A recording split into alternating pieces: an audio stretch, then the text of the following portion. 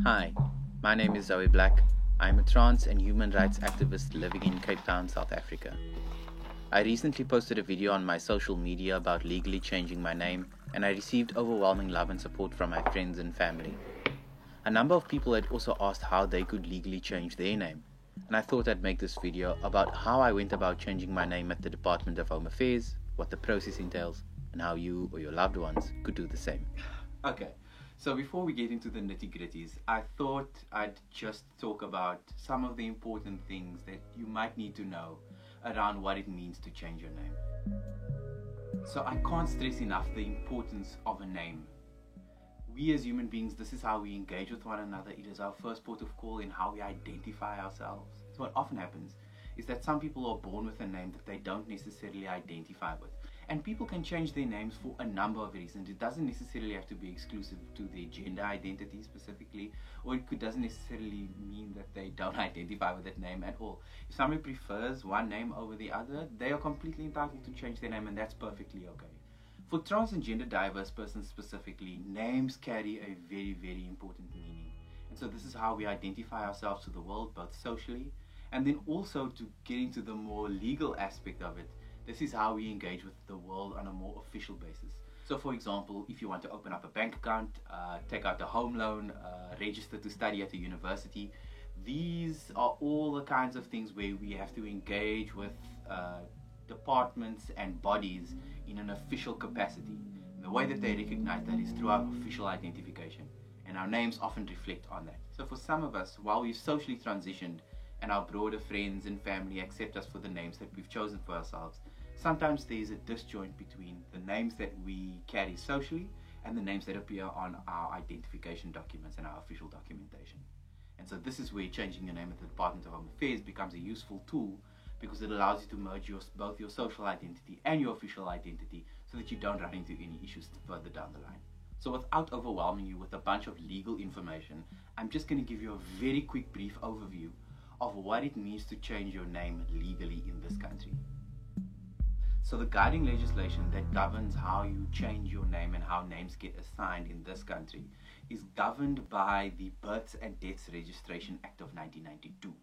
So in a nutshell, the Act stipulates that every person that is born in this country needs to be registered in the population register. So every baby born in this country needs to be registered with the Department of Home Affairs within 30 days of them being born. And some of the details that the Department of Home Affairs asks for are things like what is the baby's forenames, so this is your first name, your surname or your last name, and also the department will ask for the details of the parents, and this includes their home address, contact details, names and surnames, ID numbers, all those kinds of things.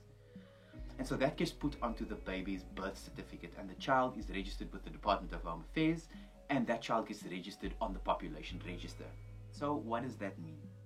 Effectively, in order to change your name on your birth certificate, you have to re-register your birth with the Department of Home Affairs so that your name can be amended on the population register.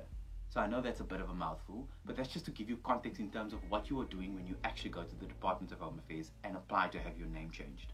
So how do you actually go about doing this? So to change your name, the process is really simple and straightforward. So if you are over the age of 18, you can do a name change by yourself. You don't require the consent of anybody else. All you need to do is take your ID book with you to the Department of Home Affairs, and they will give you two forms to fill out. I think these forms are called BI-24 if I'm not mistaken. Effectively, you are giving notice of your birth. So you'll go to the Department of Home Affairs, you get there nice and early in the morning. I would recommend getting there at 6 o'clock because the queues at DHA are incredibly long and you will wait forever. Take your existing ID with you. At the door, they will ask you what you're here for. You say, I'm here to amend my forename. They will direct you to the appropriate counter or the appropriate person. This person will then give you two forms to fill out. Effectively, they're the same form that you need to fill out twice. On the first form, you'll fill out your details as they currently exist. So your existing names, your existing surnames, your current ID number, where you live, who your parents are, where they live, their ID numbers, blah, blah, blah.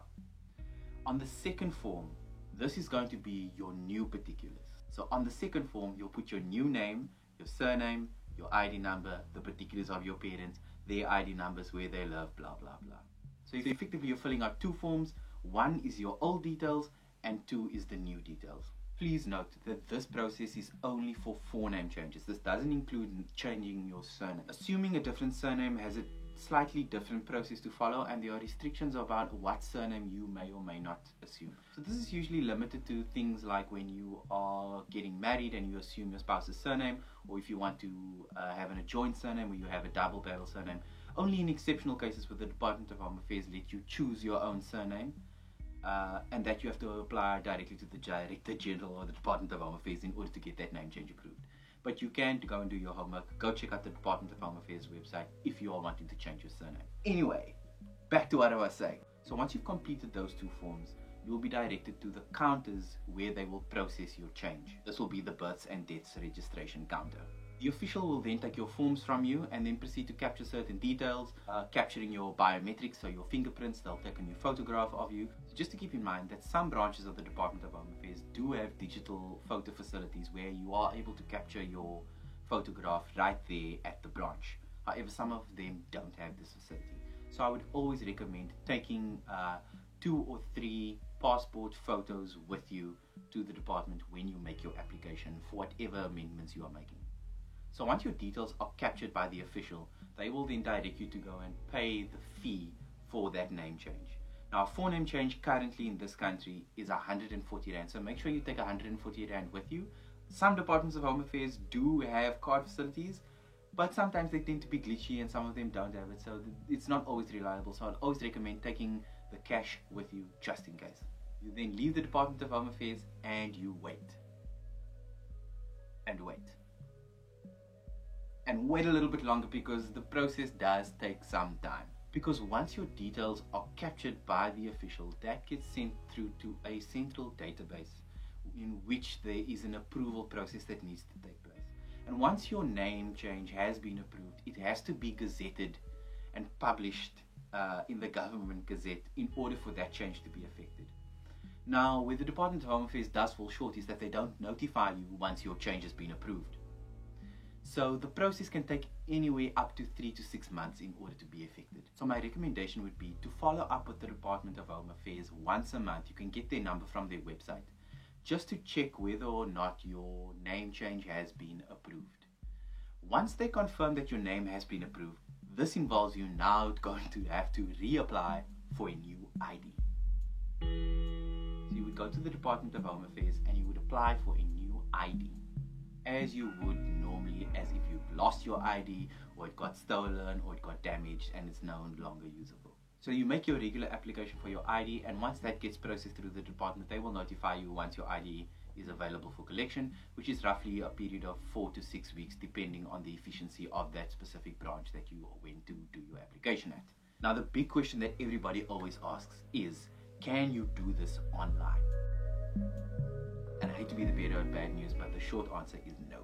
So currently, the only services that are available on the online system for the Department of Home Affairs is if you want to reapply for a new ID, reapply for a new passport, or need some kind of replacement documents.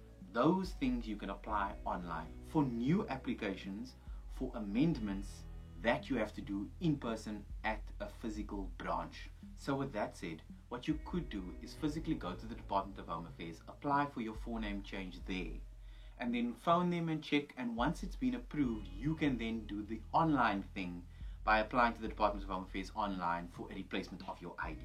So the other thing to note about changing your name is that in order for you to amend your details with whatever institution, department, or official body that you are registered with, so something like your bank or your car insurance, so in order for them to change their details on their system, they will require a letter from the Department of Home Affairs confirming that you have indeed changed your name from X to Y.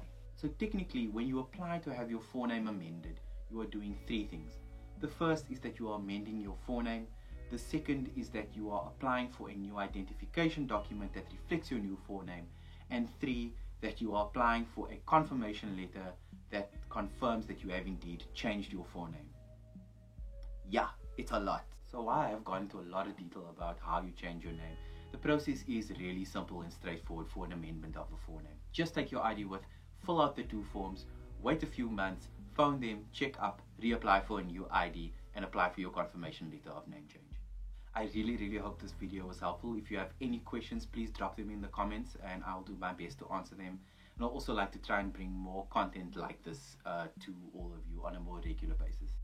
I really hope you enjoyed the video. Ciao.